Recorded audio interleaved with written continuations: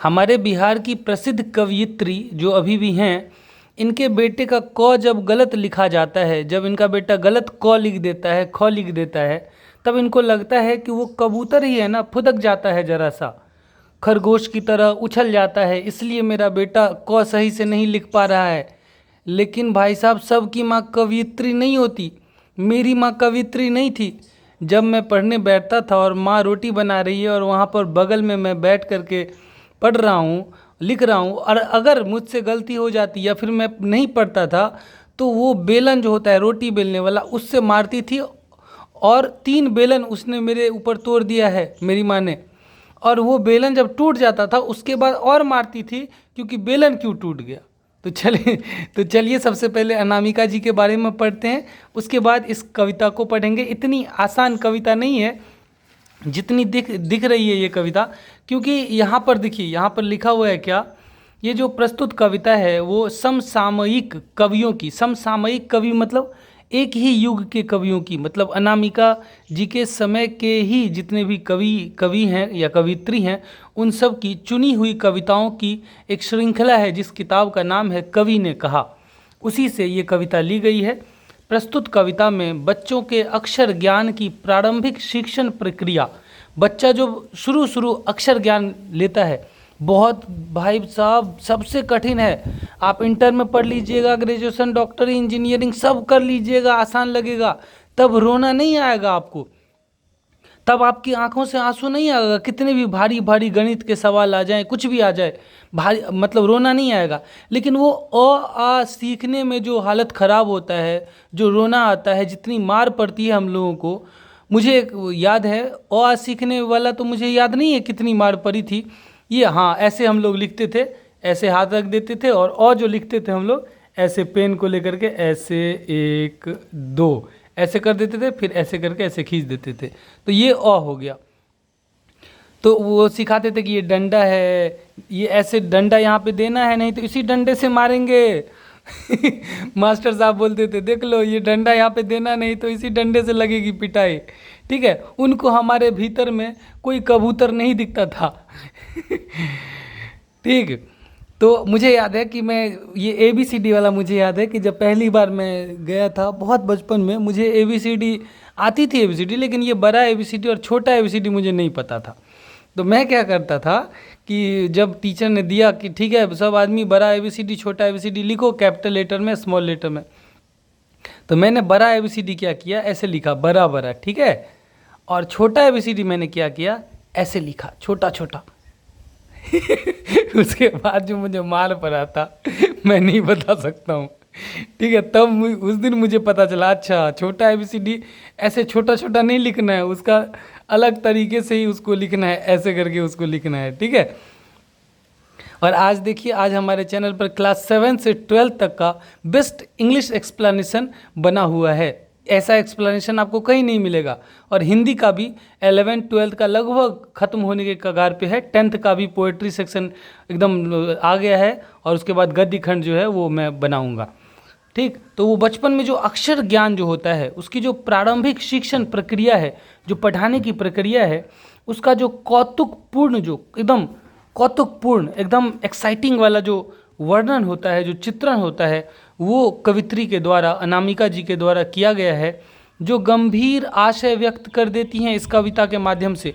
यहाँ पे अगर गंभीर आशय नहीं लिखा होता तब तो आसान से हम इस कविता को पढ़ देते, लेकिन ये गंभीर आशय जो यहाँ पर लिखा हुआ है, ये गंभीर आशय ये क्या व्यक्त कर रही हैं इस कविता के माध्यम से। यहाँ पर ये बताना चाह रही हैं कि भाषा की शुरुआत आंसुओं से होती है। किसी भी व्यक्ति के जो पहली अभिव्यक्ति होती है, इंसान जब पहली बार अपने मन की बातों को, अपने मन की भावनाओं को जो एक्सप्रेस करता है, जो सीखता है, या कुछ भी जो पहली बार जो व्यक्त करता है, चाहे वो कोई भाषा हो, अ आ क ख ग घ हो, चाहे वो कोई चित्र बना रहा हो, या को फिर कोई कविता पहली बार जब वो कविता लिखता है, तो किस परिस्थिति में वो कविताएं जन्म लेती हैं, किस परिस्थिति में वो शायरी जन्म लेती है, किस परिस्थिति में कोई बच्चा अक्षर ज्ञान सीखता है, तो ये कठिनाई और आंसुओं से ही जन्म लेती है। ये सारी चीज़ें जो भाषा की शुरुआत होती है, जो कविता की शुरुआत होती है, जो ज़िंदगी की शुरुआत होती है, वो आंसुओं से ही होती है। आंसुओं का मतलब वो कठिनाई से ही शुरू होती है। सृजन कभी भी आसान नहीं होता। कोई भी चीज़ जो बनती है, जो सृजन होता है, वो कभी भी आसान नहीं होता। आज के युग में माता पिता को बस अपने बच्चों को अंक चाहिए। कितना अंक मेरे बच्चे को 99.99% आना चाहिए, 100% आना चाहिए। जो आज का युग जो है वो सफलता का युग है, सबको सफल होना है। परफॉर्मेंस प्रेशर का युग है, बच्चों के ऊपर में परफॉर्म करने का प्रेशर इतना ज़्यादा है। इस युग में एक बहुत गहरा संदेश अनामिका दे रही हैं कि विफलता ही सृजन का पहला कदम है। जब तक इंसान विफल नहीं होगा, उसका व्यक्तित्व निखर नहीं सकता, वो कुछ भी सृजन नहीं कर सकता। असफलता को कवित्री जो हैं वो हीन नहीं मानती, बल्कि उसे सृजन की शुरुआत मानती हैं। यह कविता जो है ये न केवल बाल मनोविज्ञान है, मतलब न केवल बालक के बच्चे के मन की बात करता है, बल्कि इसमें भाषा का जन्म कैसे होता है, शिक्षा की संवेदना कैसे होती है, किस प्रकार की मन की भावनाएं शिक्षा से जुड़ी होती हैं, और एक नारी का, एक माता का जब वो अपने बच्चे को सिखाती है तो किस प्रकार उसके मातृत्व की धारा किस प्रकार से बहती है, वो इस कविता में दिखाया गया है। असफलता, विफलता की गरिमा भी बताई गई है इसमें। ठीक है, तो ये कविता जो है वो एक गंभीर आशय व्यक्त करती हैं। यहाँ पर एक प्रश्न है कि ये कविता जो है वो सांत्वना और आशा भी जगाती हैं लोगों के मन में। किस प्रकार से ये कविता सांत्वना और आशा जगाती है, विचार करना है हम लोगों को। तो ये कविता हमारे मन में सांत्वना और आशा कैसे जगाती है। यह कविता अक्षर सीखते हुए बच्चे की सिर्फ विफलता नहीं दिखाता कि बच्चे ने गलत कर दिया, क गलत कर दिया, ख गलत कर दिया, तो सिर्फ उसकी विफलता नहीं दिखाता ये कविता, बल्कि उस विफलता में जो उम्मीद छिपी हुई है, जो सृजन की शुरुआत छिपी हुई है, उसको भी दिखाता है। यही सांत्वना है और यही आशा है। इस कविता में बच्चा बार बार अक्षर बिगाड़ता है। उसका क जो है वो चौखटे से उतर जाता, चौखटे में नहीं अटता, ख पंक्ति से उतर जाता है। और जो व है, ये देखिए, इसके लिए भी हम कई बार मार खाए हैं। बच्चे लोग मार खा लेते हैं इसको पढ़ने में। कोई इसको ड पढ़ता है, कोई इसको ड़ पढ़ता है, कोई इसको ण पढ़ता है, लेकिन इसको क्या पढ़ा जाएगा, ङ, ऐसे ङ, फिर से ङ, ठीक है, ङ, ये ङ पढ़ा जाएगा। तो ये सारी चीज़ें उससे नहीं सध रहा है, ये ङ जो है ये नहीं सध रहा है उस बच्चे से। ये सब सीखने में कठिनाइयाँ तो हैं, लेकिन कवित्री कहती हैं कि ये कोई कमजोरी नहीं, ये एक स्वाभाविक प्रक्रिया है। ये जो है, ये विचार जो है वो खुद में एक सांत्वना है। क्या सांत्वना है कि गलती करना, गड़बड़ करना, ये सब सीखने की शुरुआत है, इसमें कोई गलत नहीं। यहाँ पर ये कहती हैं कि इनको साधने में, इन अक्षरों को साधने में, अनवरत कोशिश में उसके आ जाते हैं आंसू उस बच्चे के। पहली विफलता पर, पहली बार जो वो बच्चा असफल हुआ है, जिंदगी में उसे कई बार असफल होना है, जिंदगी के रास्ते में, जिंदगी के सफ़र में कई बार असफल होना है। तो ये पहली बार जो बच्चा असफल हुआ है, उस असफलता पर, उस विफलता पर छलके ये आंसू ही हैं शायद प्रथमाक्षर सृष्टि की विकास कथा के। यही आंसू जो हैं, यही आंसू हैं। क्या आंसू है? प्रथमाक्षर, पहला अक्षर ही है ये आंसू। ये आंसू ही पहला अक्षर है जो उसकी आंखों से टपका है। वो अ पहला अक्षर नहीं है, वो क पहला अक्षर नहीं है, बल्कि पहली सीख जो है, पहला अक्षर जो है वो है ये आंसू। और ये आंसू किस चीज़ का पहला अक्षर है? ये है सृष्टि की विकास कथा का पहला आंसू। ये सृष्टि जो विकास की है, इतने आगे आ गई है। हम लोग आदि मानव के युग से आज हम किस युग में आ गए हैं, कितनी तरक्की कर ली है हमने। ये जो सृष्टि का विकास हुआ है, ये जो इस दुनिया का विकास हुआ है, उस विकास कथा का जो पहला अक्षर है वही ये आंसू है। ये सांत्वना दे रही हैं और आशा का संदेश दे रही हैं।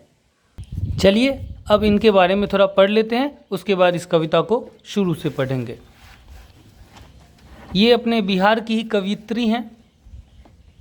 बहुत सारी कवित्रियां हैं बिहार में इस समकालीन, मतलब इनके समय में, जैसे कल्पना रॉय, प्रेरणा चौधरी, सरिता सिन्हा, रुचि भसीन, नीलम वर्मा, संध्या सिंह, नीलम सिंह नूतन, बहुत सारी कवित्रियां हैं। उनमें से एक हमारे बिहार की सुप्रसिद्ध कवित्री हैं अनामिका। समकालीन हिंदी कविता में, मतलब आधुनिक हिंदी कविता में अपनी एक अलग पहचान रखने वाली कवियत्री अनामिका का जन्म 17 अगस्त 1961 ईस्वी में मुजफ्फरपुर बिहार में हुआ। उनके पिता श्याम नंदन किशोर हिंदी के गीतकार और बिहार विश्वविद्यालय मुजफ्फरपुर में हिंदी विभाग के अध्यक्ष थे। अनामिका ने दिल्ली विश्वविद्यालय से अंग्रेजी में MA किया और वहीं से PhD की उपाधि पाई। संप्रति, मतलब इस समय वर्तमान में, वे सत्यवती कॉलेज दिल्ली विश्वविद्यालय के अंग्रेजी विभाग में प्राध्यापिका हैं। अनामिका कविता और गद्य लेखन में एक साथ सक्रिय हैं, मतलब ये कविताएं भी लिखती हैं और गद्य लेखन भी करती हैं, मतलब कहानियाँ, निबंध, ये सब भी लिखती हैं। वे हिंदी और अंग्रेजी दोनों में लिखती हैं। उनकी रचनाएं काव्य संकलन, जो कविताओं का संकलन है वो है गलत पते की चिट्ठी, बीजाक्षर, अनुष्टुप इत्यादि। आलोचना, जो इनकी आलोचनाएं हैं वो है पोस्ट एलियट पोएट्री, स्त्रीत्व का मानचित्र इत्यादि, और भी बहुत सारे। संपादन, ये जो संपादन इन्होंने किया है काव्य संकलन, ये संपादन जो है ये काव्य संकलन है, कविताओं का संकलन, बहुत सारी कविताएं हैं उसमें। किताब का नाम है कहती है औरतें। अनामिका को राष्ट्र भाषा परिषद पुरस्कार, भारत भूषण अग्रवाल पुरस्कार, गिरिजा कुमार माथुर पुरस्कार, ऋतुराज साहित्यकार सम्मान आदि प्राप्त हो चुके हैं। एक कवयित्री और लेखिका के रूप में अनामिका अपने वस्तुपरक समसामयिक बोध मतलब वर्तमान समय के लोगों, वर्तमान समय के समाज की जो समझ है, जो बोध है वो, और वस्तुपरक मतलब यथार्थ, जो सच्चाई है समाज की, जो वास्तविकता है, वास्तविक परिस्थितियों के बारे में बोध। तो इनको वास्तविक परिस्थितियाँ का बोध है। और संघर्षशील वंचित जन के प्रति, और जो संघर्षशील वंचित लोग हैं जो संघर्ष कर रहे हैं उनके प्रति रचनात्मक सहानुभूति के लिए ये जानी जाती हैं। ठीक है। स्त्री विमर्श में सार्थक हस्तक्षेप करने वाली अनामिका अपनी टिप्पणियों के लिए भी उल्लेखनीय हैं। जब स्त्री विमर्श की बात आती है, स्त्री के बारे में सोच विचार की बात आती है, तो ये टिप्पणियाँ करती हैं, इसके लिए भी ये उल्लेखनीय है, इनकी टिप्पणियाँ उल्लेखनीय हैं। ये तो हमने आपको बता ही दिया। चलिए अब पोएम स्टार्ट करते हैं। ठीक है, तो हम प्रश्नों के साथ ही इस कविता को ख़त्म करेंगे। पहला प्रश्न क्या है कि कविता में 3 उपस्थितियां हैं, स्पष्ट करें कि वे कौन कौन सी हैं। इस कविता में 3 उपस्थितियां हैं, मतलब 3 लोग उपस्थित हैं इस कविता में। कौन कौन? सबसे पहले तो वो बेटा है, वो बच्चा है जो इस कविता में उपस्थित है। दूसरा, वो माँ है जो अपने बच्चे को, अपने बेटे को वो सिखा रही है। और एक है कवयित्री जो लास्ट में कहती हैं कि शायद, यहाँ पर जो कहती हैं कि उसके आ जाते हैं आंसू, शायद पहली विफलता पर छलके ये आंसू ही शायद प्रथमाक्षर सृष्टि की विकास कथा के आंसू हैं। तो ये इसमें 3 लोग हैं, मतलब 3 उपस्थितियां हैं। एक वो बच्चा जो सीख रहा है, दूसरी वो माँ जो अपने बच्चे को सिखा रही है। शिक्षण प्रक्रिया एक साधारण प्रक्रिया नहीं है, बल्कि उसमें संघर्ष, करुणा और ममता का त्रिवेणी संगम होता है। उसमें माँ का संघर्ष, माँ की करुणा और माँ की ममता, वो तीनों उस शिक्षण प्रक्रिया में बच्चे को सिखाने में ये तीनों नदियाँ बहती हैं। आप देखेंगे जब माँ अपने बच्चे को सिखाती है तो वो एकदम कभी कभी तो बिल्कुल ही रूठ जाता है, एकदम बिगड़ जाता है और पेंसिल को फेंक फाक करके रोने लगता है, हाथ पांव पटक करके रोने लगता है कि मुझे नहीं पढ़ना है, मुझे ये नहीं करना है, मैं नहीं पढ़ूंगा, भागने लगता है। तब किसी का भी मन होगा कि 4 झापर कान के नीचे दे करके उसको बिठा दें, लेकिन वो माँ उस माँ को झुंझलाहट नहीं आती। वो माँ जानती है कि शिक्षा जो है वो सिखाना ही नहीं, साथ जीना भी होता है। उसके मन की भावनाओं को, बच्चे के मन की भावनाओं को भी जानना होता है। ऐसे ही मुनव्वर राना ने माँ के लिए नहीं कहा था कि बचपन में जब भी माँ की उंगली थामी थी तो लगता था हर रास्ता आसान है। माँ उसके संघर्ष को आसान बना देती है। यह माँ के धैर्य का परीक्षा होता है बच्चों को सिखाना, क्योंकि वो सब कुछ बर्दाश्त करके अपना गुस्से का जो घूंट है वो पी करके, ठीक है, वो पी जाती है, क्योंकि उसको पता है कि अ से शुरू हुआ ये जो सफ़र है ये कभी आज़ादी बनकर तो कभी आत्मविश्वास बनकर जरूर इस बच्चे में लौटेगा और वो सीखेगा। तो यहाँ पर 3 लोगों की उपस्थिति है, एक तो वो बच्चा, दूसरी वो माँ और तीसरी कवयित्री भी यहाँ पर उपस्थित हैं इस जगह पर, और वो देख रही हैं इस दृश्य को और अनुभव कर रही हैं और वो व्यक्त कर रही हैं। यह कवित्री हो सकता है कि वो अनामिका स्वयं हो, एक शिक्षिका, एक कवयित्री या फिर कोई एक संवेदनशील दृष्टा हो। वो देख रही है कि बच्चे से अक्षर नहीं बन रहे, पर साथ ही वह यह भी देख रही है कि इन टूटे अक्षरों और आंसुओं से ही भाषा और संवेदना की शुरुआत होती है। तो वो देख रही है उन माँ और बच्चों को कि बच्चा किस प्रकार से गलती कर रहा है, ठीक है, वो गलती कर रहा है और माँ उसको समझा रही है, सिखा रही है। चौखटे में नहीं अटता बेटे का कबूतर ही है ना फुदक जाता है जरा सा। यहाँ पर प्रश्न भी है कि कविता में क का विवरण स्पष्ट कीजिए। तो इस कविता में क जो है वो उस बच्चे के लिए एक कबूतर के समान है। हम जब हम बड़े हो जाते हैं, एक माँ जब देखती है अपने बच्चे को, या फिर हम किसी बच्चे को अगर पढ़ाएंगे तो हम देखते हैं कि वो ऐसे लिख नहीं रहा है अच्छे से, ये ऐसे लाइन नहीं खींचा है, कितना आसान है लिखना, ऐसे लिख दो भाई, सीधा क हो गया।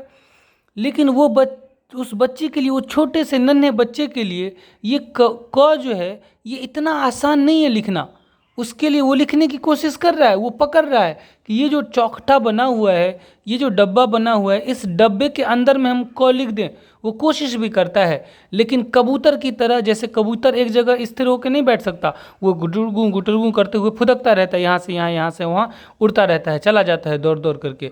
तो बच्चे का जो क है वो इस चौखटे में नहीं अट रहा, चौखटे में नहीं अटता बेटे का कबूतर ही है ना फुदक जाता है जरा सा। क्योंकि क से कबूतर होता है, हम लोग याद करते हैं क से कबूतर, ख से खरगोश, ग से गमला, ऐसे याद करते हैं। तो उसी को कितने मार्मिक ढंग से, कितने काल्पनिक ढंग से, प्रतीकात्मक ढंग से लेखिका ने यहाँ कवित्री अनामिका जी ने यहाँ पर ये व्यक्त कर दिया है कि वो क जो है वो क नहीं है, वो साधारण क एक अक्षर नहीं है, वो उस बच्चे के लिए एक कबूतर के समान है जो ऐसे निकल जाता है बाहर, ऐसे चला जाता है, दूसरी तरफ चला जाता है। वो उसे साधने की कोशिश तो कर रहा है, डब्बे में बांध करके रखने की कोशिश तो कर रहा है, पिंजरे में बांध करके रखने की कोशिश तो कर रहा है, लेकिन वो कबूतर फुदक जाता है जरा सा। अब इसमें भला उस बच्चे की क्या गलती है? उसकी तो कोई गलती नहीं। ये क नहीं है, ये बदमसवा जो क है,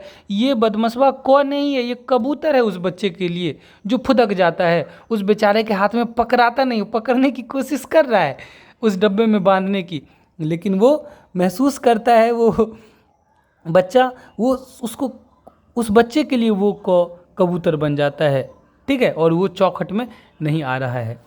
पंक्ति से उतर जाता है उसका खरगोश की खालिस बेचैनी में। आप देखेंगे जब खरगोश जो है वो हमेशा बेचैन रहता है। यहाँ पे अगला प्रश्न देखिए क्या लिखा हुआ है कि खालिस बेचैनी किसकी है, और बेचैनी का यहाँ पर अभिप्राय क्या है, मतलब क्या है। तो खालिस बेचैनी जो है वो खरगोश की है। खालिस बेचैनी मतलब पूर्णतया बेचैन, एकदम बेचैनी, जैसे खरगोश बेचैन हो जाता है। खरगोश एक जगह नहीं खड़ा रह सकता, वो देखिएगा फुदकता रहता है, एकदम स्पीड में दौड़ के कभी इधर भागेगा कभी इधर भागेगा, वो हाथ नहीं आएगा, वो भाग जाता है। तो खरगोश सी बेचैनी, वो बेचैनी सिर्फ उस अक्षर में नहीं, यहाँ पर बेचैनी कहाँ पर है, वो बेचैनी उस बच्चे के दिमाग में है। जब वो उस ख को पकड़ने की कोशिश कर रहा है तब उसकी उंगलियां नाचने लगती हैं, उसकी उंगलियां गड़बड़ कर देती हैं। जैसे खरगोश इधर उधर भागने लगता है तो खरगोश सी खालिश बेचैनी, असली बेचैनी उस बच्चे के दिमाग में है। ये उस बच्चे के मानसिक बेचैनी को दर्शा रहा है। ये खालिश बेचैनी उस बच्चे की मानसिक अवस्था का प्रतीक है। वो खरगोश की खालिश बेचैनी, जितना जैसे खरगोश बेचैन रहता है वैसे ही उस बच्चे का जो मन है, उस बच्चे का जो मन है वो उस खरगोश की तरह बेचैन है उस ख को लिखने में। तो वो खालिश बेचैनी में वो ख जो है वो उतर जाता है पंक्ति से। ठीक है, खरगोश की खालिश बेचैनी में खरगोश जैसे खालिश बेचैन है वो बच्चा, वो बालक, और उसी बेचैनी में वो ख जो है वो पंक्ति से उतर जाता है। गमले सा टूटता हुआ उसका गौ, जैसे गमला टूट जाता है वैसे ही अब धीरे धीरे उस बच्चे की हिम्मत भी टूट रही है।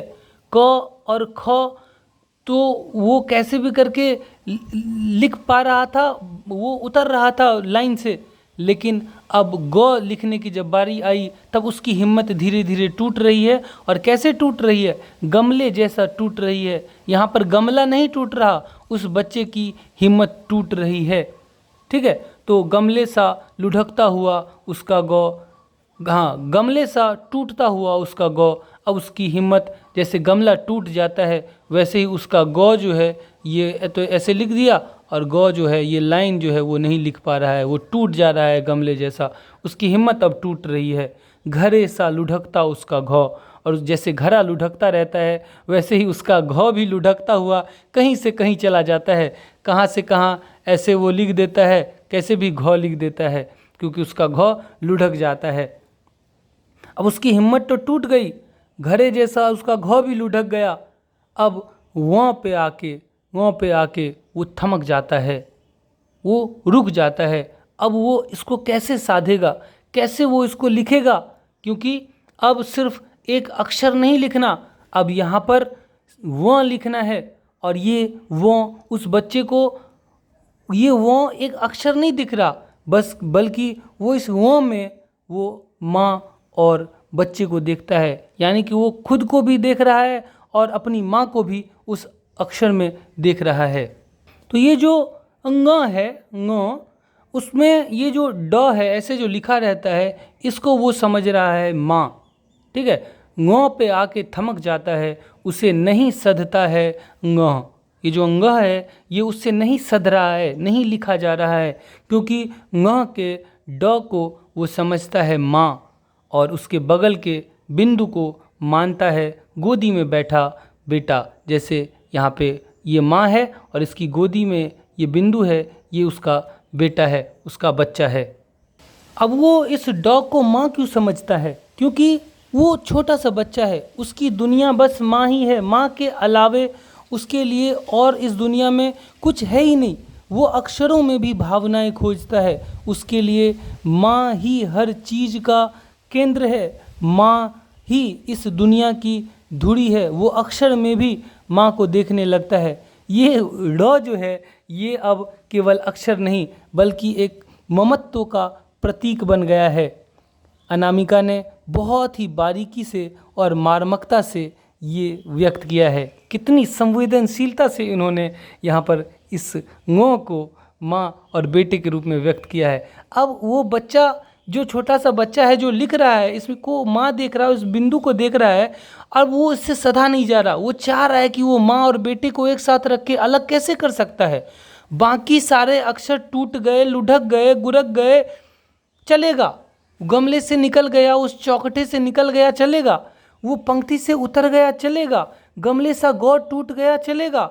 घरे सा घौ लुढ़क गया, चलेगा। लेकिन अब माँ और बेटा अगर अलग हो जाएगा वो नहीं चल सकता। देख लीजिए माँ और बेटे का रिश्ता किस प्रकार यहाँ पर प्रस्तुत हो रहा है कि चौखटे से क उतर गया, ठीक है, चलेगा। वो बच्चा रोया नहीं, वो पंक्ति से उसका ख उतर गया। खरगोश की खालिश बेचैनी में वो भी तब भी बच्चा रोया नहीं, चला। गमले सा उसका गौ टूट गया, फिर भी ठीक था। घरे सा उसका घौ लुढ़क गया, तब भी उसने हिम्मत नहीं हारी। लेकिन ङौ पे आके वो बच्चा थमक जाता है, उससे नहीं सद रहा है ङ लिखना। वो ड को माँ समझता है और उस बिंदु को बेटा। अब माँ और बेटे सदते नहीं उससे, वो कोशिश कर रहा है कि माँ और बेटे को एक साथ रखें, क्योंकि माँ, उस माँ में वो अपनी माँ को देख रहा है और उस बिंदु में वो खुद को देख रहा है। वो चाहता है कि वो माँ के पास ही रहे, माँ की गोदी में रहे, गोदी में ही रहे। वो माँ की गोदी से अलग नहीं हो रहा है, लेकिन वो सद नहीं रहा है उस बच्चे से, वो लिख नहीं पा रहा है। और माँ बेटे को एक साथ लिख लेने की अनवरत कोशिश में वो बार बार कोशिश कर रहा है। और इस कोशिश में जब वो नहीं लिख पाता है, जब बेटा उसकी माँ से अलग हो जाता है, जब वो माँ की गोदी से उतर जाता है, माँ यहाँ है और वो बच्चा यहाँ चला गया, जैसे ही वो बच्चा माँ की गोद से दूर हुआ तो उसके आ जाते हैं आंसू। क्योंकि पहली बार वो बच्चा अपनी माँ से अलग हो रहा है, तो आंसू तो आएंगे ही। और जब वो बड़ा होगा, जब सृष्टि का विकास होगा, तब उसे अपने परिवार से दूर जाना पड़ेगा, अपनी माँ से दूर जाना पड़ेगा, तब भी उसे आंसू, वैसा ही आंसू आएगा जैसा ङ लिखते वक्त आया था। तो ये पहली विफलता पर ये जो आंसू हैं, ये जो छलके हैं उस बच्चे के, वही इस सृष्टि की विकास कथा के आंसू हैं। ठीक है। अब यहाँ पर कवित्री ने शायद, ये जो अव्यय है शायद, इसका प्रयोग क्यों किया है? ये शायद शब्द जो है वो कवित्री की विनम्र दृष्टि को प्रकट करता है। मानो कवित्री ये कहना चाह रही हूँ कि मैं नहीं जानती पूर्णतः, पर मुझे लगता है कि भाषा वहीं से फूटी होगी जहाँ किसी मासूम की आंखें पहली बार नम हुई होंगी। शायद वो पूर्णतया दावे के साथ नहीं कह रही। कवित्री यहाँ पर पाठक को, इस कविता को पढ़ने वाले को ये सोचने के लिए जगह देती हैं कि क्या वास्तव में आंसू ही भाषा की नींव है? क्या विफलता ही सृजन की शुरुआत है? ये शायद शब्द जो है वो संभावना को खुला अंत देता है। ये संभावना बहुत दूर तक जा सकती है। ये शायद शब्द का प्रयोग करके कवित्री ये भी कहना चाह रही हों, ये भी संकेत देना चाह रही हों कि मनुष्य की भाषा, भाव और लेखन का आरंभ शायद किसी बच्चे के पहली बार रो पड़ने से ही शुरू होता है। यानी कि कवित्री ये दावा नहीं करती कि आंसू ही हर बार भाषा या सृजन की शुरुआत करते हैं, किसी सफलता की शुरुआत आंसू से ही होती है, बल्कि ये एक संवेदनशील अनुमान लगा रही हैं। ठीक है। तो कैसा लगा आपको ये वीडियो? मैंने हर एक प्रश्न को, ये कवित्री बिहार की हैं और शिक्षक की सहायता से बिहार की अन्य समसामयिक कवित्रियों की सूची तैयार करें, ये मैंने आप लोगों को समझाई और सारे प्रश्नों का उत्तर भी मैंने आप लोगों को बता दिया। व्याख्या तो बहुत अच्छे से मैंने किया है। तो कैसा लगा आप लोगों को ये वीडियो, कमेंट करके ज़रूर बताइएगा। और हमारे चैनल पर आपको क्लास 7 से 12 तक की हिंदी और इंग्लिश की बेस्ट पढ़ाई आपको मिलेगी। अपने फ्रेंड्स सबके साथ शेयर कर दीजिएगा, वीडियो को लाइक कर दीजिएगा और शेयर ज़रूर कर दीजिएगा, क्योंकि अभी मेरे चैनल पर रीच बिल्कुल ही ख़त्म हो चुका है। तो अगर आप शेयर करेंगे, लाइक करेंगे, कमेंट करेंगे, इंगेज होंगे आप मेरे वीडियोस पे, तो उससे यूट्यूब जो है मेरे वीडियो को और बच्चों तक भेजेगा, सजेस्ट करेगा।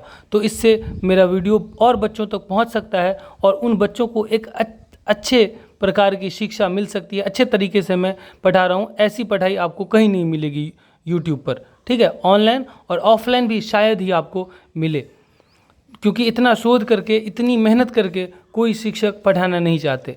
तो मैंने बहुत मेहनत करके पढ़ाई है। आप जाइए, वीडियोस देखिए मेरा, उसके बाद एक अच्छा सा कमेंट कीजिएगा, बड़ा सा कमेंट, अच्छा लगे या बुरा लगे, जो कुछ भी लगे, ईमानदारी से कमेंट कीजिएगा वीडियो पे। और ये छोटा सा कमेंट नहीं, थैंक्स सर या ऑसम सर, ऐसे नहीं कीजिएगा। थोड़ा अच्छे से वीडियो को देख करके आपने क्या महसूस किया, कैसा लगा आपको, या फिर मेरे वीडियो में क्या कमियां हैं, क्या अच्छाइयां हैं, मैं क्या और सुधार कर सकता हूं, या फिर जैसे मैं बना रहा हूं वो काफ़ी है, वैसे ही मैं बनाता रहूं, इस प्रकार के कमेंट्स आप कर सकते हैं। क्योंकि ये क्लास 10th का ये पोइट्री सेक्शन लगभग ख़त्म होने वाला है। अब 2 चैप्टर और कविता काव्य संग्रह में 2 चैप्टर बाकी है, रेनर मारिया रिल्के का और जीवनानंद दास जी का। तो उसके बाद गद्य खंड में पढ़ाऊँगा, तो आप ज़रूर कमेंट करें। Thank you so much, bye bye, take care, love you.